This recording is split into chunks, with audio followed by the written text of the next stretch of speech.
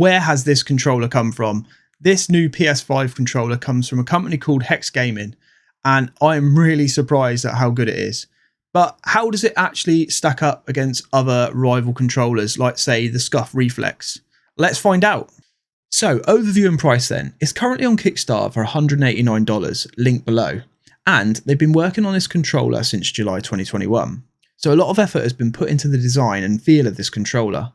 The company has 14 plus years of experience in custom controllers, but has branched this new company and looks to be something special for the future. The controller comes in 4 different colours at the time of the review, and we have Dream Blue, Shadow Grey, Vision White, which is what I have, and Chaos Black. When it comes to accessories, in this nice little box you get the Phantom controller itself, 4 pairs of interchangeable sticks, joystick protectors which sit around the joystick bases, a quick start guide and a special key which we will come back to later. Accessories will be available online like USB-C cable, carry case, trigger extenders, precision rings, controller stand, silicone cover and interchangeable thumbsticks. You can select an option like Premium Pack which includes the case USB-C, but today I have the Essential Pack. So compatibility, and I've been using this on my PC and my PS5, but the controller is built from a PS5 DualSense, so compatibility should be the same as a standard PS5 controller. It also has the same abilities as a PS5 controller, like wired audio and 6-axis control for those that like to use it. Quality and ergonomics. This is where it gets a little interesting and where I feel the controller sets itself apart from say a SCUF Reflex. The whole casing has been completely revamped and brings a new feel and ergonomic to the controller.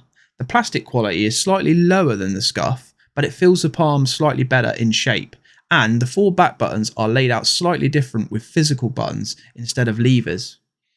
I did find the SCUF rear paddles slightly easier to press. I sometimes found myself tapping other buttons on the Phantom by accident.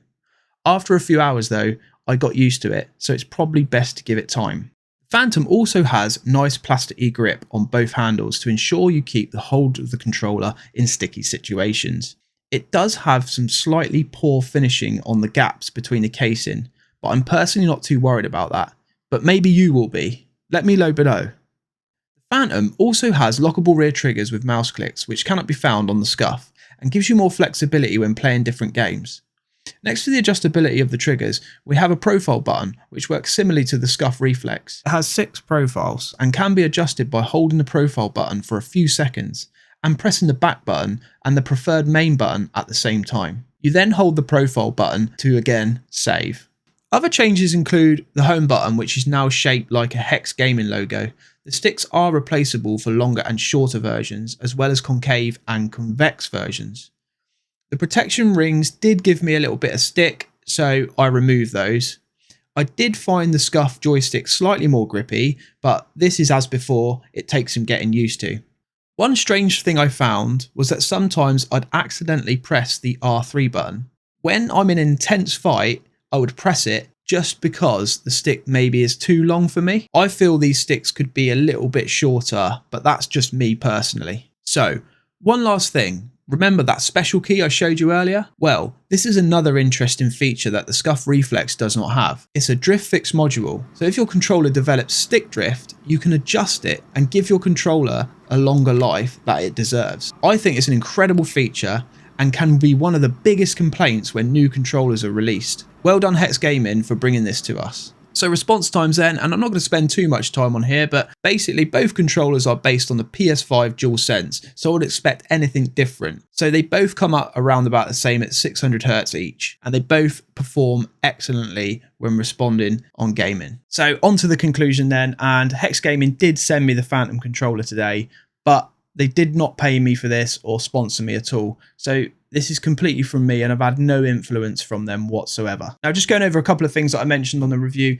the controller sticks are a bit too long for me personally, and I do find that sometimes I might actually press the R3 button by accident when I'm in a bit of a firefight. The other thing worth mentioning too is that I do find the back buttons here, sometimes I do press the other ones by accident. It's not too much of a drama because you kind of get used to all this. So it's not too much to worry about. The other thing as well is that the finish isn't the greatest. There is a couple of gaps on the casing, as you saw in the main review. And also the positives on here is actually outweighs those negatives. And one of them is the lockable triggers. I just think that is brilliant. And it's not something you find on lots of PS5 custom controllers. So really, really good. The other good thing worth mentioning is the actual shape, because they've actually redesigned the shell, and it's only very, very slight. It does feel a bit more comfortable in the hand, and also you get the rear grippy bits here as well, which are really good. The killer feature out of everything though, and that is under here, you get the drift fix module, which allows you to actually fix the dead zones in your controller. If you're going to get stick drift or something like that, which I've actually not seen on another controller. Maybe you could help me out and stick a note below or something like that. But yeah, that is a killer feature. And I'd love the controller. I think it's really good. The response times are pretty much the same as any other PS5 controller. It connects perfectly with PS5 and PC. All the connectivity is great. The only thing is, I did feel like the SCUF Reflex did feel just a bit more smoother overall. But like I said, it's something you get used to. So would I recommend this controller? 100%. It is cheaper than the SCUF Reflex, straight from the bag. And you also get some really cool custom accessories as well that you can add to it, like silicone cases and new cases. And also you get the USB-C cable as well. So yeah, really good little controller. I'm going to use it as my main controller from now on, especially on my PS5. I'm not going to put in the SCUF Reflex. I'm actually going to keep that as well. So yeah, I love this controller. Really well done. Thanks you for HEXGAMING for sending it over, and I will see you all again soon.